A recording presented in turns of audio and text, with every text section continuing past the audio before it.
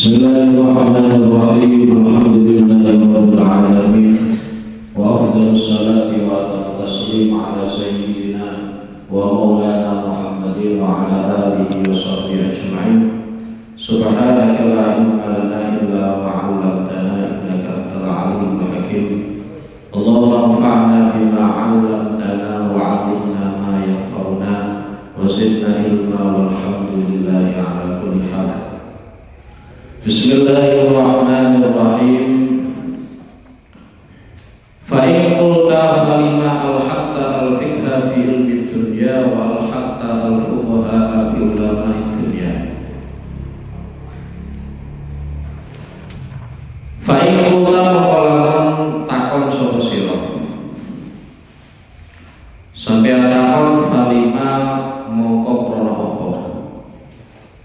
Al-hatta madhaake sapa sira al-fiqha ing ilmu fikih bi ilmi dunya kelawan ilmu dunya.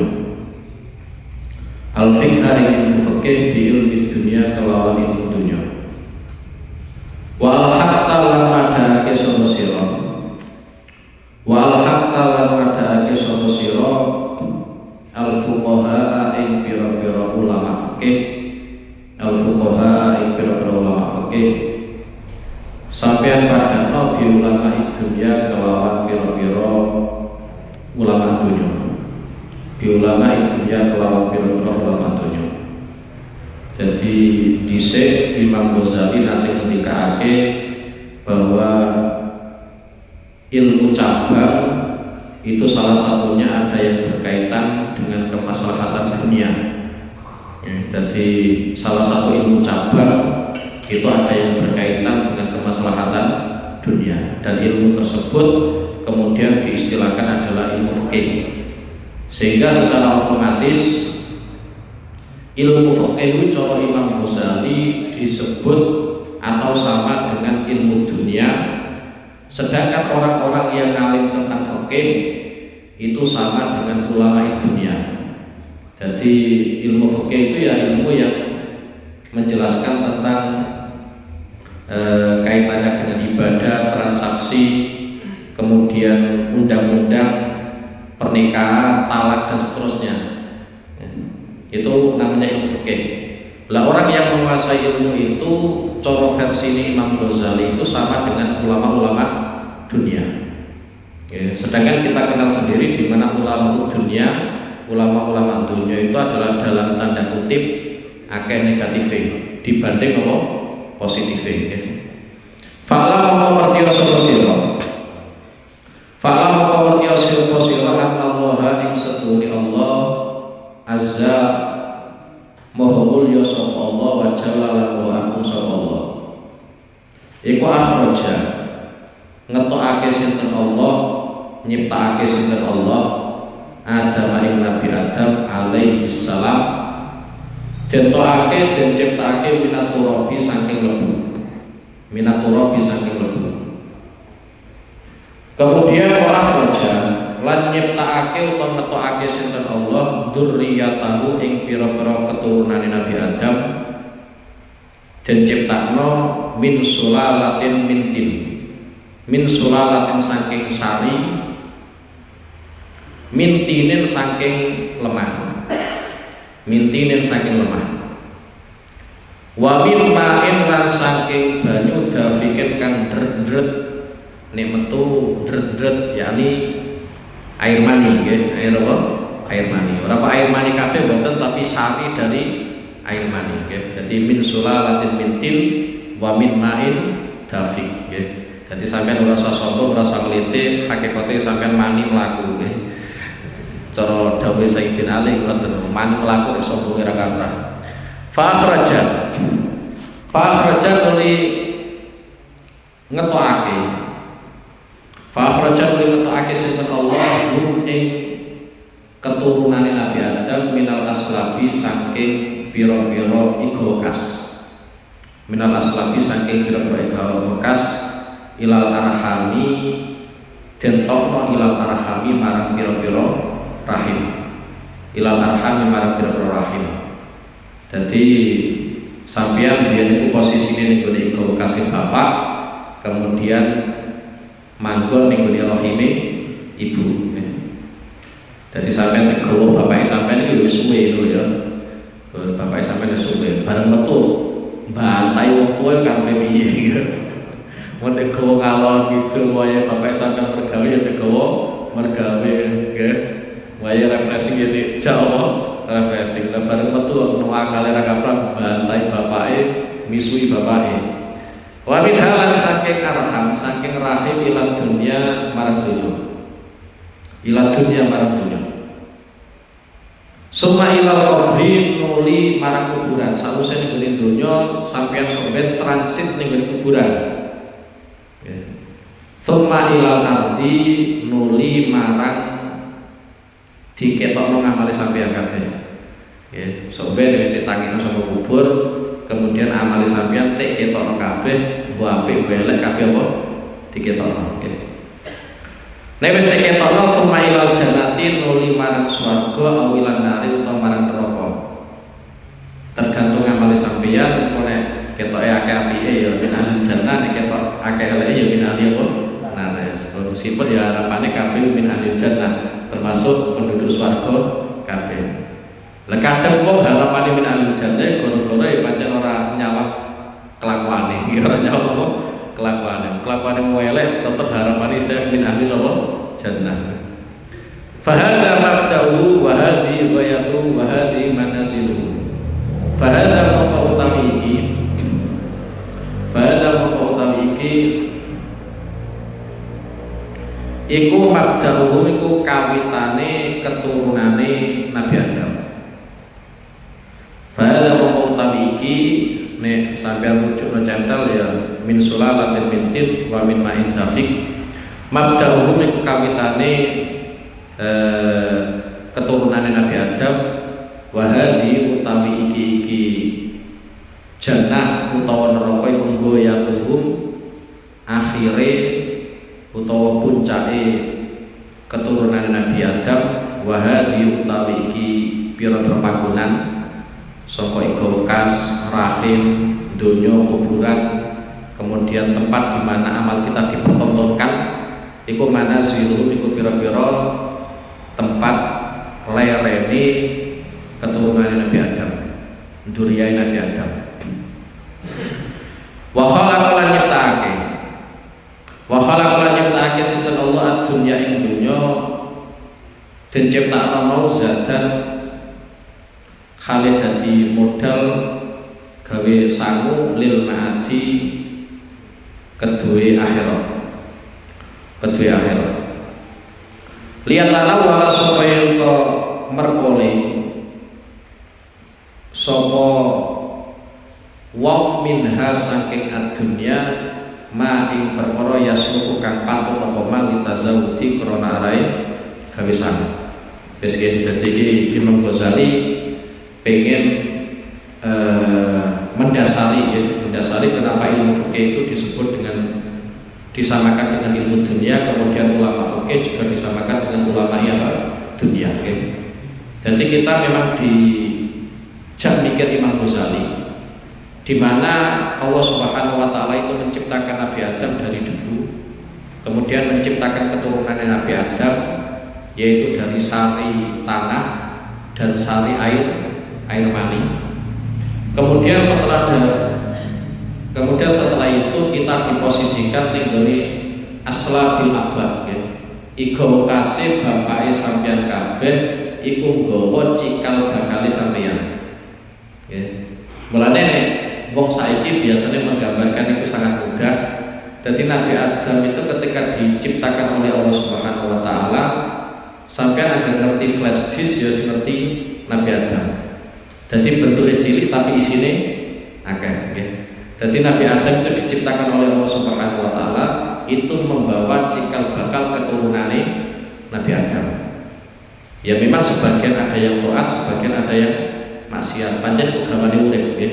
Pancen sebagian kudu ana sing taat, sebagian meneh ana sing maksiat. Kemudian dari rahimnya seorang ayah kita diposisikan oleh Allah Subhanahu Wa Taala ning gone rahime seorang ibu. Ya, mulane sering saya sampaikan di antara kenikmatan terbesar bagi umat manusia itu adalah nikmat kita yang awal mulanya tidak ada kemudian diwujudkan. Itu sudah kenikmatan. Karena sekali kita berpikir ternyata proses sampai pada kita wujud di dunia itu ternyata panjang. Bayangno sampeyan saiki ketika dihitung tahun hijrah Kanjeng Nabi mawon itu sudah 1443 tahun.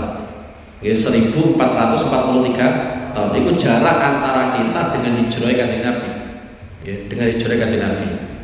Jadi umpama hitung kalau kelahirannya Kanjeng Nabi, ya, hitung kalian kelahirannya Kanjeng Nabi itu ya sekitar 1493.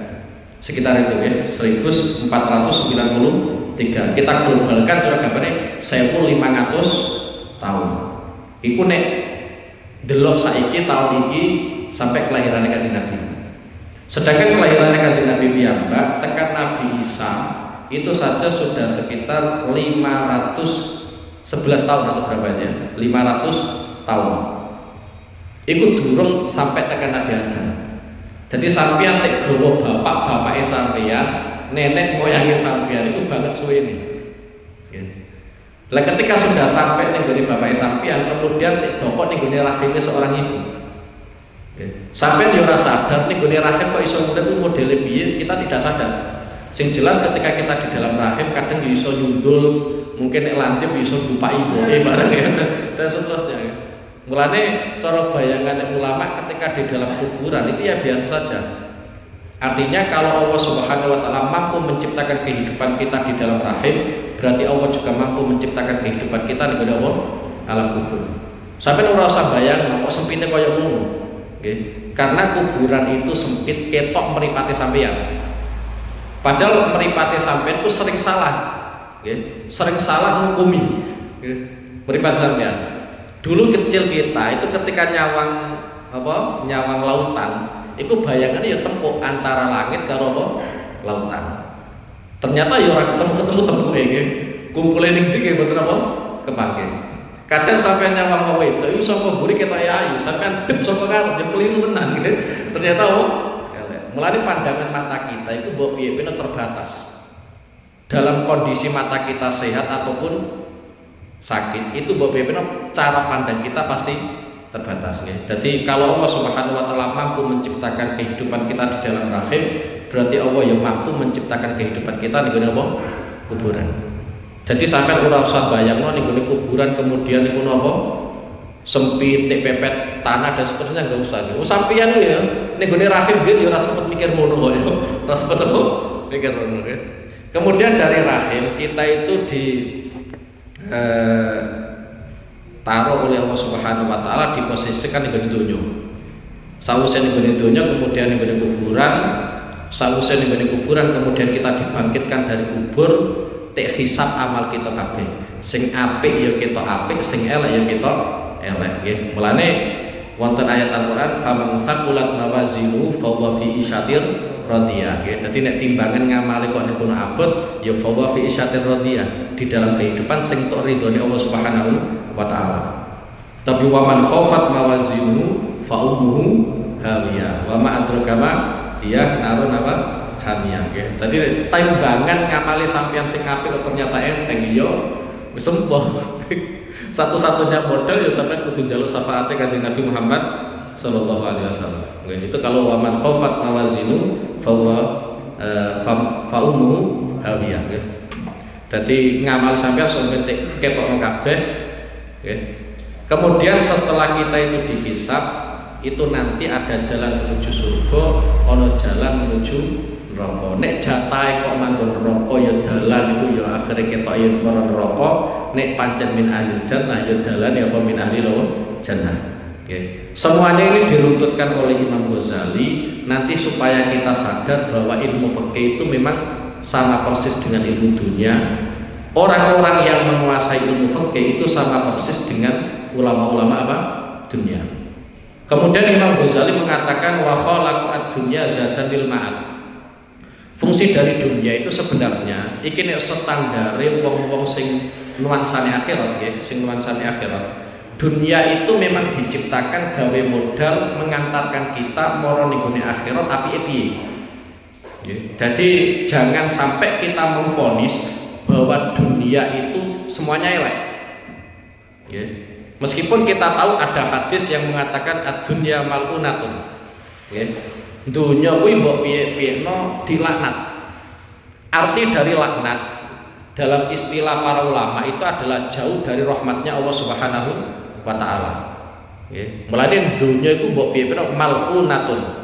Ad-dunya mal'unatun, dunia iku dilaknat dalam artian jauh dari rahmatnya Allah Subhanahu wa taala.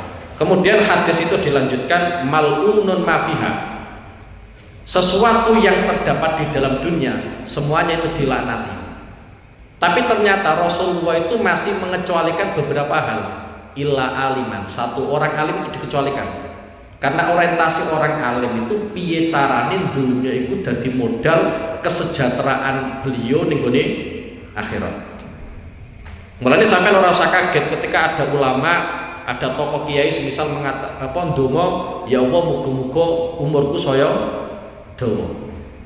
Karena meskipun beliau itu berdoa demikian, orientasi pemikirannya atine kuwi cuma entele nggone akhirat piye carane dunya kuwi dadi modal kesejahteraan beliau-beliau ning gone apa akhirat. Mulane yang pertama yang dikecualikan adalah orang alim. Orang alim itu tidak dilaknat. Yang kedua, au muta'aliman atau orang yang seneng sinau nggih, seneng belajar. Kayak sampean lho seneng belajar. Wah itu tidak tergolong sesuatu yang dilaknat oleh Allah Subhanahu wa taala. Meskipun kadang pas belajar ya goblok ra kaprah. Nggih. Te ulang bolak-balik tetep ora mlebu ning gone atine ya. Tapi kalau memang atine cumentele adalah beliau itu muta'aliman, orang yang gelem apa? Belajar, maka itu statusnya adalah ghairu mal'unin. Tidak tergolong orang-orang yang dilaknat. Dan yang ketiga yang dikecualikan oleh Rasulullah yang tidak dilaknat oleh Allah Subhanahu wa taala itu adalah wa dzikrullah. Sampeyan eling pangeran. Nggih, sampeyan eling pangeran. Dalam catatan para ulama yang namanya zikir kepada Allah itu tidak harus mengucapkan subhanallah. Sampeyan mengucapkan subhanallah tok tapi atine sampeyan ora eling pangeran, iku nek cara standar zikiran para ulama-ulama sufi itu justru malah tingkatan yang paling rendah. Tingkatan yang paling rendah. Jadi sampean nek pengen dikirane sampean kok kelas semene pertama, nggih, kelas semene pertama iku justru nganggo ati, yo nganggo lisan. Artinya dalam artian fisik yo melu reaksi dikir, atine yo melu reaksi apa? Dikir. Sing kedua, nggih, klasemen yang kedua yaiku sampean dikir tapi atine tok. Itu klasemen yang kedua. Jadi cara nisbate elate iku sampean tetep ngomong biasa, ngobrol biasa karo koncone tapi atine sampean tetep eling Allah. Lah klasemen yang ketiga, nggih klasemen yang ketiga yaiku sampean nek zikir nganggo lisan tok. Sampean ngucapno subhanallah, sampean zikir Allahu akbar tapi atine sampean eling utange sampean. Ayo, iku jenenge apa? Iku klasemen yang ketiga, zikir nganggo lisan tok. Lah yang dimaksud dengan zikir kepada Allah di dalam catatannya para ulama itu kita menyadari bahwa semuanya yang kita hadapi ini adalah ada hubungannya dengan Allah. Semisal kita bisa hidup ini ya karena memang ada Allah. Kemudian kita bisa menikmati kenikmatan yaitu karena memang barokah Allah. Itu namanya zikir. Jadi orang kok kudu alhamdulillah, kudu apa subhanallah ibadah nggih. Dadi ad-dunya mal'unatun mal'unan ma fiha illa aliman au muta'alliman au dzikrullah nggih. Dadi ada tiga perkara yang tidak dilaknat. Tapi yang jelas gini nggih, iki nganggo standar ulama-ulama akhirat mawon nggih. Jadi memang dunia itu memang disiapkan oleh Allah Subhanahu wa taala, di antaranya fungsinya adalah memang untuk modal kita moro ning akhirat. Kesejahteraan kita ning gone akhirat. Mulane ning gone ayat Al-Qur'an itu diantara yang disinggung oleh Quran kaitannya dengan orang yang sudah meninggal tetapi pada saat dia hidup tidak beramal soleh. Itu diantaranya adalah laula akhortani ila ajalin qarib fa asaddaqa wa akum minas sholihin. Mulai sampai isih urip iku sadari bahwa kita hidup ini barokah Allah. Karena diantaranya yang diharapkan oleh orang-orang yang sudah meninggal, sing ono ning makom-makom itu ya, itu harapannya adalah yang pertama, yaitu supaya ajalnya diakhirkan sedikit. Dan sampean saiki mumpung isih urip, ini dimanfaatkan tenanan. Mosok ngaji rino wengi ora ono perubahan belas ya. Bubari ra wis. Itulah ya. Dalam ayat Al-Qur'an sampai disebutkan ya. Laula akhirtani ila ajalin qarib. Itu harapannya orang mati. Harapannya orang mati itu punya harapan kepada Allah, semoga saja ajalnya iku rondo te akhir sithik. Tapi jenenge ajal iku la yastakhirun wa la yastaqdimun. Ora iso te akhirno ya ora iso apa tejokno. Tapi mbok piye meneh harapane wong mati iku laula akhirtani ila ajalin qarib. Harapan yang pertama adalah mereka ajalnya rondo te tunda sithik. Itu yang pertama. Mulane kehidupan kita saat ini adalah kenikmatan terbesar. Jadi sampean kok nek sumpek urip, sampean moro di kuburan eling ngomonganku. Ya. Iya ya. Ternyata harapannya wong mati pengen urip meneh. Lah ketika sudah hidup, harapan yang kedua adalah fa'as-shaddaqah. Mereka pengen sedekah. Bukan haji, Anehnya dalam ayat Al-Qur'an itu yang disinggung Allah itu bukan haji, bukan sholat, bukan umroh, bukan puasa. Ya, harapannya wong mati nek wis urip nemen nek iku iso sedekah. Mulane sampean sing iso sedekah nanti lakoni sadurunge mati, nggih, sadurunge mati nggih. Lha tenan niku nggih, fa'as sedekah. Engko nek wis sedekah akhirnya ada nilai positif wa akum minas sholihin, dan saya menjadi orang-orang yang saleh. Nek dadi wong saleh iku cawisane swarga. Nggih, cawisane wis surga. Bagaimana mungkin orang soleh tidak jaminannya tidak surga? Padahal orang soleh itu setiap orang mukmin melaksanakan sholat itu mesti tak dongane wa ala ibadillahi sholihin.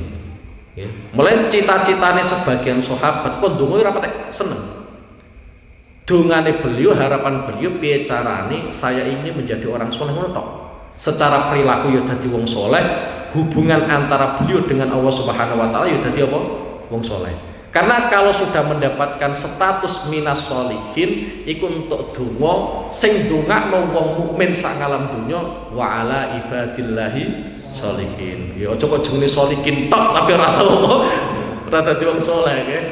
Dadi iku standare para ulama nggih. Standare para ulama iku piye carane dunya iku gawe modal kesejahteraan sok ben nggone apa? Ning akhirat nggih. Sing akhirat. Kemudian meneh Imam Ghazali mengatakan liyatana wala minha ma yasluhu litazawwud. Kita mengambil dari dunia, kita mengambil dari dunia itu adalah modal yang sekiranya pantes gawe sangu perjalanan marang ning akhirat. Mulane Kanjeng Nabi itu sering membayangkan kehidupan di dunia itu adalah kun fid dunya ka'annaka gharibun au abiru sabilin au kama qala Rasulullah. Sampeyan ya, masing-masing dari kita itu harus punya mental ketika hidup di dunia itu koyok wong sing ning kono wong manca. Sampeyan merantau ning ndi? Nggih. Wong ku nek merantau biasanya ku tenanan, kecuali pancen wong goblok ya. Karena apa? Karena kira-kira jenenge wong manca ku jarang kenalane. Yang kedua, kita dilatih oleh Rasulullah piye carane kita hidup di dunia iku koyo-koyo wong sing nglewati dalan. Wong ku nek lewat orang mungkin suwe. Nggih. Mulane biasane cara wong Jawa wong apa urip ning gone donya ku koyo mampir ngopi saking cepete. Saiki sampean rasane ketoke kok suwi, iku biasane wong urip ning donya kangelan yang ngene iku biasane. Jago ora barbar. Biasane ku uripe apa? Kangelan. Coba sing enak, nggih. Coba sing enak. Bocah main game iku saking nikmate main game, gak ngerti wektu. Iku saking nikmate. Lah sampean kok ngrasa urip ning gone donya kok suwi, iku nuduno uripe sampean ning gone donya ora pate apa?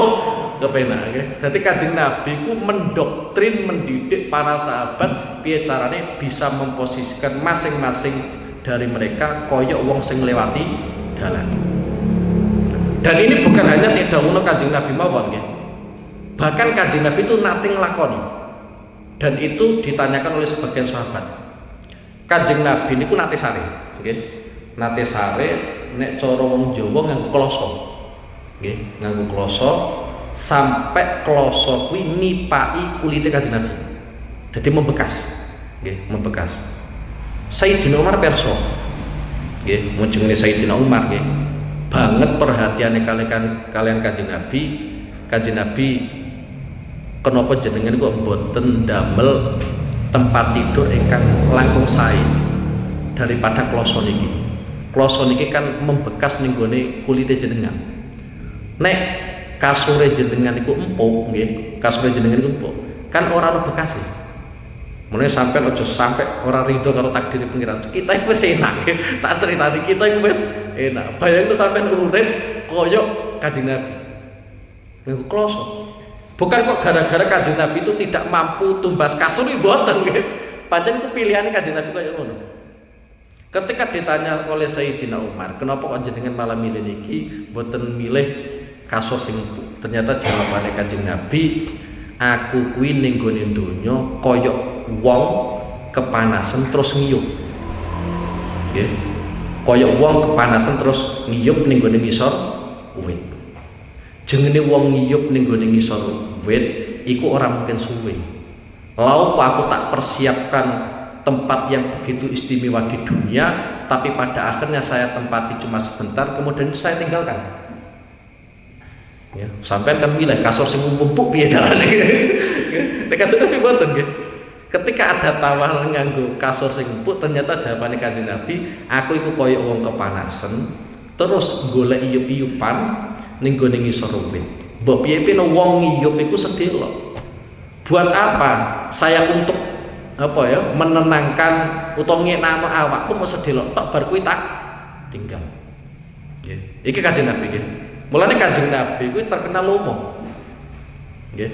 Sampai disebutkan dalam sebuah hadis karena Rasulullah Shallallahu Alaihi Wasallam ajwada minar rihil mursalah. Kanjeng Nabi kuwi luwih lomo daripada angin sing ning kono bertiup. Ditafsiri oleh sebagian ulama, ya, ditafsiri oleh sebagian ulama. Yang pertama ada yang menafsiri lomane Kanjeng Nabi kuwi kabeh kebagian. Dadi ora kok sak golongan, sak organisasi, sak partai mboten nggih. Seluruhnya itu mendapatkan kelumanan Kanjeng Nabi. Itu tafsiran yang pertama ya. Tafsiran yang kedua ya, tafsiran yang kedua itu Kanjeng Nabi nek cara gampangane lomane Kanjeng Nabi iku luwih cepet dibanding angin sing sepoi-sepoi. Sampeyan nek butuh angin, angine cuwepet. Iku tek bandingno sifat lomane Kanjeng Nabi luwih cepet sifat lomane Kanjeng Nabi. Dalam artian Kanjeng Nabi ku wonge pekan. Nggih, wong pekan. Ora kembar kita. Masjid durung dadi sampai posting-posting tolong disumbang, tolong disumbang tek sawang tok karo tek like ya. Ya masjidnya tetap gak dadi lagi niku ya. Nyumbang sithik-sithik mlopo. Tek wae jempol ta terus dadi to ya. Ya Allah, aduh ya. Dadi liyatana wala minha ma yasluhu litazawwad nggih. Dadi wong-wong saleh iku biasane njupuk saka donya gawe modal, gawe bekal perjalanan mono ning gone apa? Akhirat nggih. Dan itu yang melakukan bukan hanya Kanjeng Nabi tok. Hatta garwa-garwane Kanjeng Nabi nggih koyo ngono. Hatta sahabate nggih. Dadi garwane Kanjeng Nabi niku sampeyan aja fahami kemudian enak-enakan mboten. Sekelas garwane Kanjeng Nabi niku nggih merdamel. Nggih. Garwane Kanjeng Nabi niku merdamel. Nggawe tenunan engko nek wis dadi tek dol ning gone pasar. Iku garwane Kanjeng Nabi. Tek dol ning gone pasar. Engko nek wis entuk duit nggih, ora kok langsung tek gawe pribadi mboten. Sebagian tek sedekah, sebagian gawe makan pribadi. Iku garwane Kanjeng Nabi. Memang dilatih seperti itu. Mulanya sampai ada sebuah riwayat yang mengatakan Kanjeng Nabi niku nate nggadahi garwa nggih, nate nggadahi garwa. Ternyata garwane Kanjeng Nabi niku njaluk donya. Nggih. Ora kok orientasine pikirane ning akhirat mboten nggih. Dadi njaluk donya. Lah garwane Kanjeng Nabi kok sampai njaluk donya ning Kanjeng Nabi itu dikasih pilihan oleh Rasulullah. Sampean tak wae donya, tapi bar kuwi tak pegat. Sampean nek tetep pengen dadi bojoku, ya ora usah arep-arep entuk donya. Nggih. Iku ya memang resiko dadi garwane Kanjeng Nabi ya seperti itu, nggih. Nek njaluk donya, ya tek wae Kanjeng Nabi donya, tapi bar kuwi tek pegat Kanjeng Nabi. Nek pengen tetep karo Kanjeng Nabi, ya aja arep-arep entuk donya. Sampai ono kitab sejarah yang mengatakan bahwa wong wedok sing nate nyuwun donya sangka Kanjeng Nabi karena pada saat itu dadi garwane Kanjeng Nabi, akhirnya tek wae donya kalian Kanjeng Nabi bar kowe tek pegat. Dengan berjalannya waktu wong wedok kuwi akhirnya dadi mungkin kalau dalam bahasa sekarang mangan wae kangelan sampai njupuk sangka tempat-tempat sampah. Iku sebagai isyarat bahwa wong kuwi nek kedonyan iku hakikate ngumpulno sampah. Jadi iku garwane Kanjeng Nabi dilatih seperti itu. Sehingga nggih mboten usah kaget nggih, mboten usah kaget kadang sahabat-sahabate bukan hanya kadang nggih. Sahabat-sahabate Kanjeng Nabi ku meskipun duwite pirang-pirang tapi beliau niku ora cumentel ning donya. Satu contoh nggih, sampeyan iki sing sugih-sugih. Sing sugih-sugih, sing pikir-pikir ora usah nglakoni iki nggih, abot. Nggih, eling-eling tenanan, aku dawuhi sing sugih. Nggih. Ya tenanan iki. Engko nek sing pikir tak dawuhi dhewe nggih. Itu satu contoh. Sampai nek mental sugih pengen niru Kanjeng Nabi, pengen niru sahabat Kanjeng Nabi.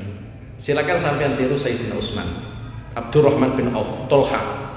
Itu tokoh-tokoh kaya ning gone erane Kanjeng Nabi yo kerja nggih kerja. Sayyidina Utsman itu gadahi toko ning gone pasar, gadahi toko ning gone pasar. Dadi nek ana wong kerja aja tek fonis kedonyan. Sayyidina Utsman itu duweni toko ning gone pasar, tapi Sayyidina Utsman itu wong ora kedonyan nggih. Dadi nek cara istilah para ulama ad-dunya fi aidihim la fi qulubihim, donya kuwi ning gone tangane sahabat tapi mboten teng atine sahabat. Pada saat itu Kanjeng Nabi itu mau melaksanakan peperangan. Dalam kitab sejarah itu disebut Ghazwatu Dzatil Usrah, Ghazwatu Dzatil Usrah itu di mana peperangan sangat membutuhkan dana besar-besaran. Sampai pada saat itu diantaranya yang diceritakan oleh ahli sejarah, Kanjeng Nabi sampai ngumumno ning gone hadapane wong wedok, di situ ada Bilal bin Rabah. Iki peperangan butuh dana banyak, sing pengen sedekah monggo. Iku spontan Bilal kuwi ya muteri wong wedok, sing pengen sedekah gentek go Bilal. Ana wong wedok sing duweni kalung langsung dicopot, sing duweni anting-anting langsung dicopot nggih. Iku wong wedok biyen nggih, wong wedok apa biyen. Aja padha wedok saiki. Ya, wong wedok saiki kalungan malah gawe pamer tok. Digelar ngene-ngene no ya, ngene ngene kegiatan. Iku wong wedok zamane Kanjeng Nabi. Jadi sekali Kanjeng Nabi ngumumno, ya sahabat langsung bereaksi. Itu dari kalangan wanita. Dari kalangan lelaki ada diantaranya adalah Sayyidina Utsman. Sayyidina Utsman itu ketika Kanjeng Nabi ngumumno pertama kali perang iki butuh dana gede, spontan Sayyidina Utsman ku ngetokno untuk 700 dengan seluruh perangkat peperangan. Sampeyan bayangno mawon untuk murah-murai 30 juta. Murah-murai nggih, 30 juta. Sampeyan ping nomor ping 700. Iku lagi untani, durung perlengkapan perangnya. Itu semuanya disiapkan oleh Sayyidina Utsman. Tapi dananya tetap kurang. Akhirnya Kanjeng Nabi ngomong neh, peperangan ini butuh dana besar. Spontan Sayyidina Utsman ngetokno duitnya. Sampai 3 kali itu dilakukan oleh Sayyidina Utsman, ngantos Kanjeng Nabi niku ngendikano madorra Utsman ba'da hadi. Segala apapun yang dilakukan oleh Sayyidina Utsman tidak akan pernah membahayakan Sayyidina Utsman. Mulane Sayyidina Utsman itu termasuk wong sing ya cawisane swarga. Karena wis kadung teknas Kanjeng Nabi, nggih, madorra Utsman ba'da hadi. Jadi sekali Kanjeng Nabi ngumumno ya langsung tek sedekah. Iku sahabat. Nggih, iku apa? Sahabat nggih. Sampeyan ya angel niru pancen. Ya, mulane biasanya kan nggone FB kan posting masjid butuh dana besar, silakan. Iki nomere panitiane, iki nomor rekeningnya, tetep like tok. Iku dan tetobati dan apa? Tetobati ya. Ya Allah ya. Di antara meneh ya, nek mboten lepat Tolkhari ya. Di antara Tolkhari. Ketika ada ayat Al-Qur'an yang menjelaskan bahwa uang kuwi kudu infak ya, uang kudu apa? Nafkah. Dengan harta yang paling dia cintai, spontan sahabat itu langsung sowan ning Kanjeng Nabi, matur ning Kanjeng Nabi, kula nggadahi kebun kurma sing paling subur sak Madinah, yaiku ning tanah Bairuha, iku tak wakafno kanggo Allah Subhanahu wa taala. Padahal kebun itu kebun yang paling subur, hasilnya ya apik. Iku spontan tik wakafno menghadap Rasulullah. Kita gak punya mental seperti itu ya. Iki tak critakno, umpama ora iso nglakoni ya minimal mentale lah, mentale apa niru sithik-sithik. Mungkin ya sampean ora mungkin 700 untuk kan ya ora mungkin lah nggih. Yes pokoke ya modal 50.000 tapi ora metu sing ono sing metune lho cak. Belas ora metu belas. Lihatana wala minha ma yasluhu litasabun. Falau tanawalu maka lamun padha njupuk utawa ngalap kono sapa annas sapa menungso ha ing ad-dunya bil adli kelawan adil ing qataat mongko putus apa al-khusum atau apa tukaran wa ta'at lan dadi nganggur sapa al-fuqaha sapa pira-pira ulama fikih. Dadi umpama masing-masing orang itu menyadari dia mengambil dunia itu sesuai dengan porsinya masing-masing, mungkin ning gone alam dunya ku ya ora ono tukaran. Nek ora ono tukaran berarti ulama-ulama ahli fikih iku nganggur ya, karena fungsi ulama ahli fikih iku supaya mendamaikan wong sing tukaran ya. Tapi aneh walakin nahum lan angin tetapi nek menungso iku tanawalu ngalap ono sapa menungso ha ing dunya bisyahawati kelawan pira-pira syahwat. Lah aneh menungso iku rata-rata nuruti syahwate. Sampean duweni duit 100.000 sedina penghasilan 100.000 muni sing kurang. Nggih, mesti sing kurang. Wateke mesti kurang. Meskipun pengeluaran satu hari 75.000. Kerjane sedina 100.000. Perasaane syahwatmu, nafsumu tetep kurang. Piye carane sedina iku entuk hasil luwes saka 100.000. Engko nek wis ditambahi pangeran sedina entuk 200.000, ya isih kurang meneh. Iku menungso panjenengan nggih. Karena nuruti syahwat ya, nuruti syahwat ya. Walakin nahum tanawaluha bisyahwat. Fatawalladat mongko dadi muncul minha saking ad-dunya al-khusumatu apa pira-pira tukaran nggih. Lah goro-goro menungso njupuk saka dunya berdasarkan syahwatnya masing-masing, akhirnya muncullah yang namanya apa? Tukaran. Lah iya sing pamonge wae entuk mosok aku sing duweni hak entuke sakmene akhire ya segini kula guys akhire ya konflik ya tapi ngeten ya sampean ora usah jagal juga gak usah heran karena gini memang desain dunia kuwi gawe tukaran nggih desain dunia kuwi gawe tukaran nggih dadi nek sampean tukaran iku ya pancen nek cara menungso naluri ini pancen kaya ngono. Wateke donya pasti ana tukarane. Ketika Nabi Adam gadahi putra Qabil kalian Habil, ya sudah terjadi pertengkaran. Okay. Kemudian dalam ayat yang lain kaitannya dengan suami istri, itu ada ayat wa ashiruhunna bil ma'ruf. Sampeyan wong lanang nek ngrawuhi wong wedok iku sing apik, nisbate jatahe nafkah ya sampeyan wae nafkah nggih. Ojo kok dhuwit sampean simpen dhewe wae gawe tuku rokok wae nggih. Wong wedok ya duwene apa? Hak nggih. Dadi wa asyiruhunna bil ma'ruf.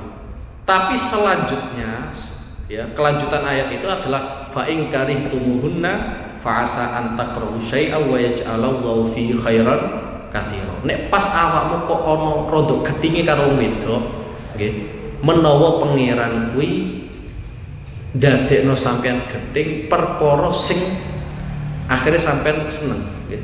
Fa asa an takrahu syai'a ternyata wa yaj'alallahu fi khairan katsiran. Mulane nek cara aturan Al-Qur'an sampean kok gething karo bojone sampean, sing perlu sampean sawang anake sampean. Anake sampean kuwi lahir lewat wong wedok sing sampean gethingi. Lah wong wedok sing sampean gethingi pada saat itu ya bojone sampean ngono ya. Paham ya? Jadi ku cara aturan Al-Qur'annya seperti itu. Fa in karihtumuhunna fa asa an takrahu syai'a wa yaj'alallahu fi khairan katsiran nggih. Di mana ketika kita dalam kondisi gething wong wedok sampean kudu eling di mana Allah menciptakan kebaikan yang begitu besar. Sebagian ulama nafsiri yaiku anake sampean iku lewat wong wedok kuwi. Nggih. Dadi memang potensinya ya tukaran. Sampean dadi lanang kok duweni bojo tukaran ya pancen iku gawane. Cara nas Quran ya kaya ngono nggih. Nggih. Paham nggih? Dan di antara wasiate Kanjeng Nabi sing terakhir itu adalah an-nisa. Wong wedok karena pancen potensi konfliknya ya ning gone wong wedok nggih. Dadi sampean tukaran karo bojone sampean iku wis wajar kawan. Nggih. Iki kaitannya dengan keluarga nggih. Kaitannya dengan keluarga memang potensinya ya konflik. Jadi sampean ojo membayangkan kemudian sakinah mawaddah warahmah tok boten. Ya kadang sampean eling-eling fa in karihtumuhunna fa asa an takrahu syai'a wa yaj'alallahu fi khairan katsira. Lah repot ya sampean ora eling karo-karone ya. Sakinah mawaddah warahmah ya ora kelingan, tukaran ya ora kelingan. Nggih. Sehingga aturan Quran ora tahu kita laksanakan karena gak ngerti. Itu dalam ruang lingkup keluarga. Dalam ruang lingkup komunitas mukminin juga sama nggih. Pangeran ngendikano innamal mu'minuna ikhwah. Nggih, innamal mu'minuna ikhwah nggih. Jadi orang mukmin itu hakikatnya semuanya adalah saudara. Saudara dari jalur apa? Yaitu dari jalur sifat imannya. Nggih. Jadi sampeyan dulur karo misalnya sampeyan ini kan tunggal mbah, nggih, tunggal apa? Mbah. Tapi kita itu juga punya ikatan yang mana ikatan itu yang memberikan adalah Allah Subhanahu wa taala langsung. Kita itu sama-sama saudara berdasarkan keimanan kita.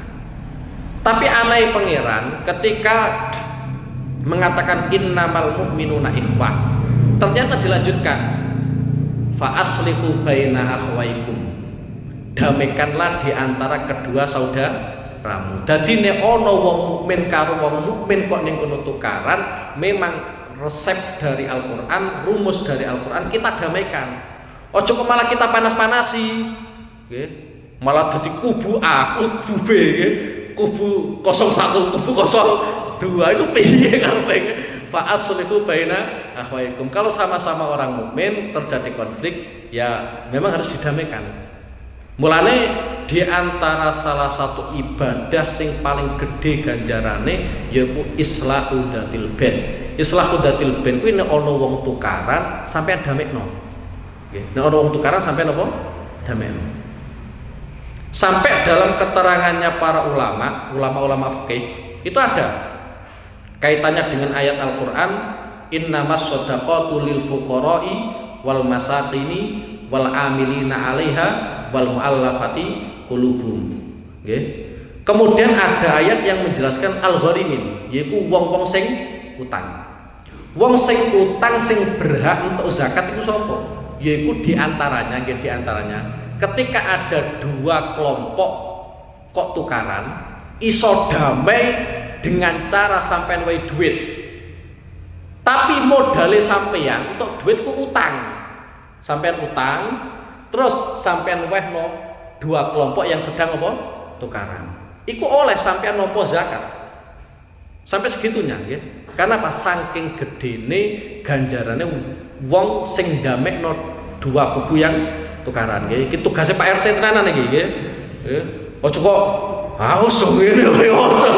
Wis pokoke tugas iku islahu dzatil bain nggih. Islahu dzatil bain iku damekno wong loro sing tukaran, dua kelompok sing tukaran, dua organisasi sing tukaran. Iku sampean damekno iku ganjarane gede nggih. Bismillahirrahmanirrahim. Famasat nuli gepok apa al-hajatu apa butuh ila sultanin marang pimpinan ya susu kang ngopeni sapa sultan hum ing annas hum ing menungso, sehingga mau gak mau harus ada pemimpin sing ngurusi umat manusia. Wahta jalan butuh sapa asultanu sapa pemimpin ila qanunin marang undang-undang marang aturan ya susu kang ngatur kono sapa sultan hum ing menungso bim kelawan konunin sehingga mau nggak mau harus ada pemimpin gitu. Harus ada pemimpin. Jadi ngene nggih, jadi iki kaitane karo pemimpin, wong kuwi kudu duweni jiwa asam wa ta'ah. Iki saka Kanjeng Nabi nggih. Dadi pimpinane sapa wae nek wis dadekno, wis terpilih ya sampean kudu taat. Mbok cocok karo pilihane sampean utawa ora cocok. Okay. Karena Kanjeng Nabi niku nate ngendikano usikum bitaqwallahi azza wa jalla wa sam'i wa ta'ah wa in ta'ammara alaikum abdun habasyun. Nggih. Wis pokoke sampeyan eling-eling dawuh Kanjeng Nabi iki nggih. Dadi di antara wasiate Kanjeng Nabi sing pertama iku takwa kepada Allah. Sing kedua asam wa ta'ah. Kita harus nurut ning gone pemimpin. Wa ing ta'ammara alaikum abdun habasiyun. Meskipun sing memimpin kuwi budak dari Habasyah. Maksudnya meskipun wonge kuwi ora pantes dadi pemimpin, semisal elek, pincang utawa piye lah. Kalau itu sudah menjadi pemimpin, kita dilatih oleh Rasulullah, diwajibkan oleh Rasulullah kudu asam wa ta'ah. Nggih, kudu anut.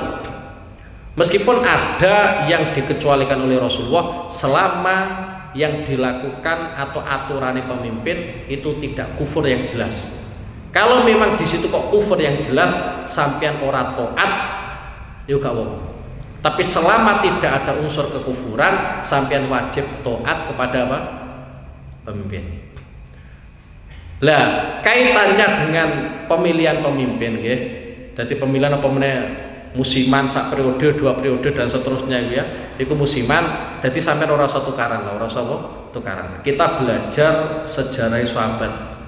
Wong kuwi nek milih pimpinan pancen lillahi taala, iku ora ono efek tukaran yang berkelanjutan. Okay. Kalau memang ada efek tukaran berkelanjutan, iku pasti salah satunya ono unsur duniawi utawa bahkan kedua-duanya pancen ono unsur duniawi ini. Satu contoh diantara ketika Kanjeng Nabi niku wafat. Kanjeng Nabi niku wafat dinten Senin, nggih. Dinten Rebo nembe dimakamake. Nggih. Kenapa tidak langsung dimakamkan? Karena pada saat itu para sahabat itu lebih fokus ngurusi siapa yang menggantikan Rasulullah sallallahu alaihi wasallam. Nggih. Dadi ora kok langsung dimakamno mboten, nggih. Dadi kabudute Senin, dik sarekno niku napa? Rebo. Di samping niku juga para sahabat itu bingung. Bingungnya dalam artian Kanjeng Nabi iki tek makomno teng pundi? Ya. Jadi yang pertama yaitu ngurusi siapa yang menggantikan Rasulullah, yang kedua para sahabat itu bingung Kanjeng Nabi tek sarekno teng pundi. Lah kaitannya dengan kepemimpinan, itu pada saat itu sahabat Ansor wis ngangkat pemimpin. Tapi ternyata sahabat-sahabat Muhajirin kaya Sayyidina Umar, Sayyidina Abu Bakar mendengar bahwa sahabat Ansor mau mengangkat seorang pemimpin yang menggantikan Rasulullah sallallahu alaihi wasallam. Kemudian tek parani Sayyidina Umar, tek parani Sayyidina Abu Bakar. Lah di antara argumentasinya Sayyidina Umar adalah yaitu Abu Bakar nate diutus Kanjeng Nabi kon ganteni imam salat. Kalau dalam urusan akhirat mawon Kanjeng Nabi wis ngangkat Sayyidina Abu Bakar, apalagi dalam urusan kepemimpinan yang notabene urusan kepemimpinan itu adalah urusan duniawi. Akhirnya sahabat Muhajirin dan sahabat Ansor semuanya sepakat yang menjadi penggantinya Rasulullah adalah Sayyidina Abu Bakar. Ya sudah, tidak ada konflik berkelanjutan. Ya. Karena memang sahabat Ansor yang memang lillahi ta'ala, pengen ngangkat pimpinan ya lillahi ta'ala, sahabat Muhajirin ya lillahi apa? Ta'ala.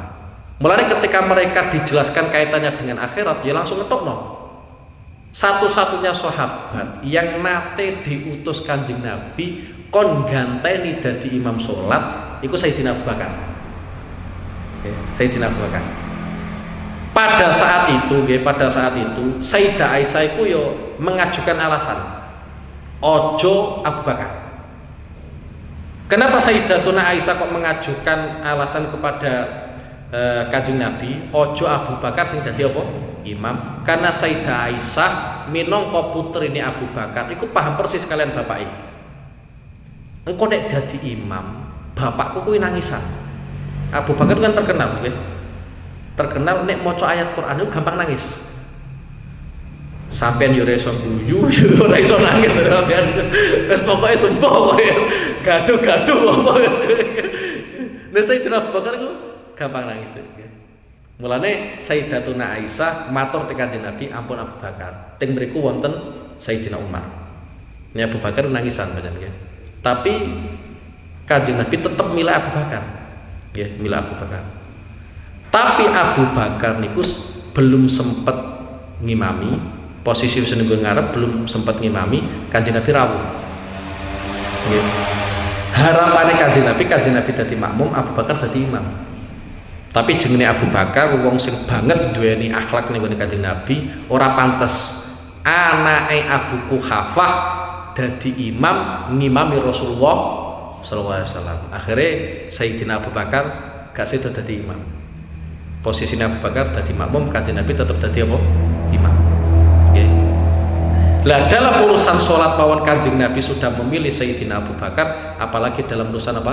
Kepemimpinan. Nggih. Dadi wong ku nek pancen lillahi taala biasanya ya ora ana konflik sing berkelanjutan. Lah kok sampai ana konflik sing berkelanjutan iku mesti ana donyane sithik nggih. Wis mesti nggih. Fakta ja sultan ila qanunin yasusun bin wa alam. Maula salli wa sallim daiman abada ala habibika khairil khalqi kullihim huwal habibul ladzi turja syafa'atuhu li haulin minal ahwali muqtahimi ya Rabbi bil Mustafa